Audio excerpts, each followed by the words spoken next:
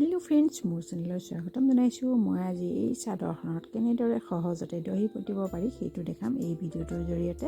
ভিডিঅ'টো শেষলৈকে চাব, একেবাৰে কম সময়ৰ ভিতৰতে দেখাম একেবাৰে সহজতে কেনেকৈ কৰিব পাৰি।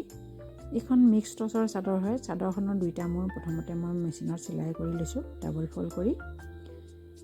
এতিয়া ইয়াৰ কণ্ট্ৰাষ্ট কালাৰৰ সূতা লৈছোঁ। চাদৰখনত এনেকুৱা ধৰণৰ ফুল আছে, সেইকাৰণে এতিয়া মই বেজিত 4 জাপ কৰি ভৰাই লৈছোঁ। এতিয়া একেবাৰে মূৰত এনেকৈ ভৰাই দিম। এনেকৈ দিছোঁ, দি অলপমান দীঘলকৈ দহি পতিবৰ বাবে, গাঁঠিবৰ বাবে যিমানখিনি প্ৰয়োজন সিমানখিনি ৰাখি এনেকৈ গাঁঠি দিছোঁ।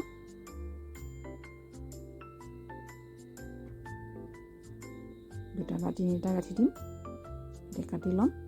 তেনেকৈ ঠিক অলপমান দূৰত্বত আৰু এটা গাঁঠিম। এনেকৈ মই 1 ইঞ্চিতকৈ অলপমান কম লৈছোঁ।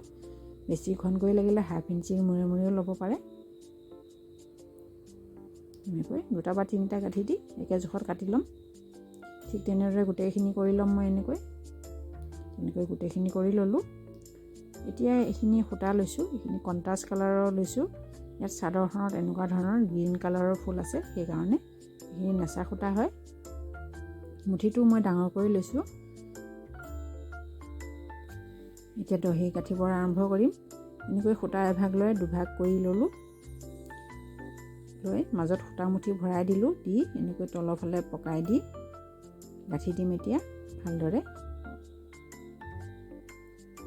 টাইট কৰি গাঁঠি দিম।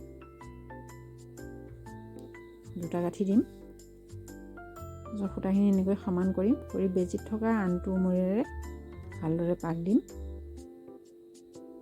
এনেকৈ বেজিত থকা সূতাটোলৈ পাক দিছোঁ ভালদৰে। তাৰপিছত বেজিটোৰে এনেকৈ গাঁঠি দিম। একেবাৰে সহজ পদ্ধতি হয়, কেতিয়াও খুলি নাযায় দহিখিনি।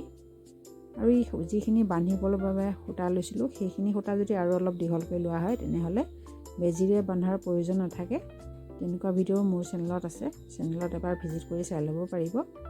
এতিয়া অলপমান দীঘলকৈ ৰাখি মই কাটি ল'লোঁ। দহিৰ সূতা মুঠি যদি আৰু দীঘলকৈ লাগে তেনেহ'লে আৰু দীঘলকৈ ৰাখি কাটি দিব। বেছি দীঘলো কৰা নাই, বেছি চুটিও কৰা নাই, একে জোখত ৰাখিছোঁ। এনেকৈ পকাই দিছোঁ। দি গাঁঠি দি দিম বেজিৰে।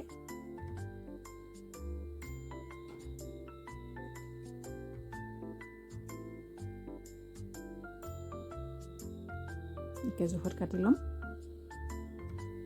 ঠিক তেনেদৰে বাকীখিনিও গুঠিম। এয়া অলপমান গুঠিলোঁ, বাকীখিনিও গুঠিম।